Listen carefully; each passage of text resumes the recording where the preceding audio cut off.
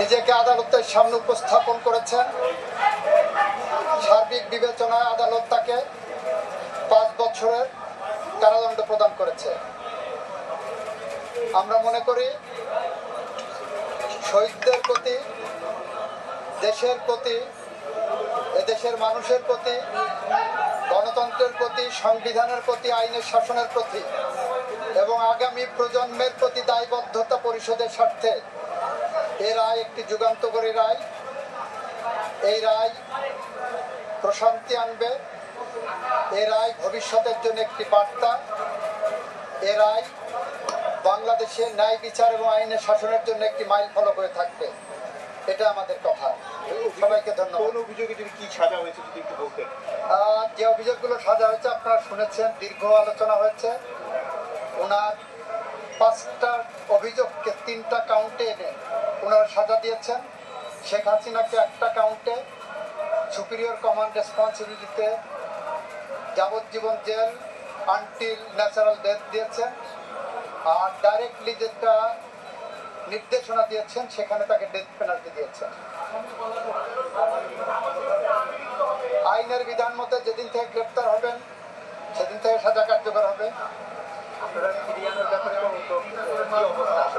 এটা রাষ্ট্র আইনিভাবে যা যা করণীয় সব করবে। রাষ্ট্র আইনিভাবে যা যা করা সম্ভব সবটুকু করবে। এই মামলায় শহীদদের এখন নতুন 200 মিলি বোতলে আরো বেশি সাথে মাত্র 25 টাকায়। দিয়েছেন। আওয়ামী লীগ নিষিদ্ধের প্রশ্নে এই মামলা বলেছেন, এই আদালত বলেছেন এই মামলার মধ্যে আওয়ামী লীগ নিষিদ্ধের ইস্যু ছিল না বলে ওই বিষয়ে ওনারা কোনো কমেন্ট করেননি। অভিনন্দন জানাচ্ছি, যারা সাক্ষী দিয়েছে তাদের অভিনন্দন জানাচ্ছি। আমরা যতদিন আছি বিচার কার্য পূর্ণ উদ্যোগে চলবে এবং আমরা আশা করি আগামীতে যেই সরকারি নির্বাচিত হবে এই বিচারের গুরু দায়িত্ব থেকে কোনো অবস্থাতেই যেন তারা পিছপা না হয়। ধন্যবাদ আপনাদের। আজকে দুরাই সঙ্গে ওষুধ উচিত হয় আপনার এখানে অন্য কোনো ইস্যু আলোচনা করবেন না, ঠিক আছে? যান। পরবর্তী কতগুলো মামলা আছে সেগুলো না, আর কথা বলবো না, আর কথা বলবো না। যেহেতু কোনো অভিযোগ এই মর্মে কোনো চার্জ গঠন হয়নি বা সাবজেক্ট না, ইস্যু না, তবে এই মামলার মর্ম থেকে সবাই একটা বার্তা পাবেন কিভাবে দায়িত্ব পালন করতে হবে। রায় বাস্তবায়ন আইনি পথেই হবে, আইনসঙ্গতভাবেই হবে।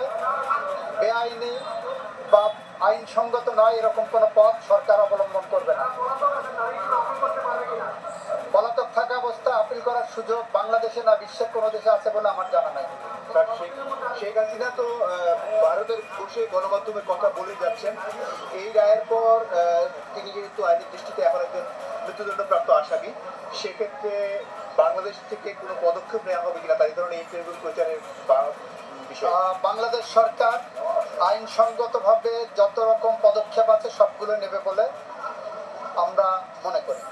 সেক্ষেত্রে কি রায়ের কপি পাঠাতে হবে কিনা, অথবা সরকারের হাতে রায়ের কপি যাওয়ার পর সরকার এই রায় কার্যকর করার জন্য কোথায় রায়ের কপি পাঠাবেন, কি পদক্ষেপ নেবেন, সরকার এটা আইনি পর্যালোচনা করে সেটা নেবে। সবাইকে কথা বলছিলেন অ্যাটর্নি জেনারেল মোহাম্মদ আসাদুজ্জামান। তিনি যেটি বললেন যে এখন যেহেতু রায় হয়েছে, রায়টি কার্যকরের প্রক্রিয়া সম্পর্কে তিনি কথা বলেছেন।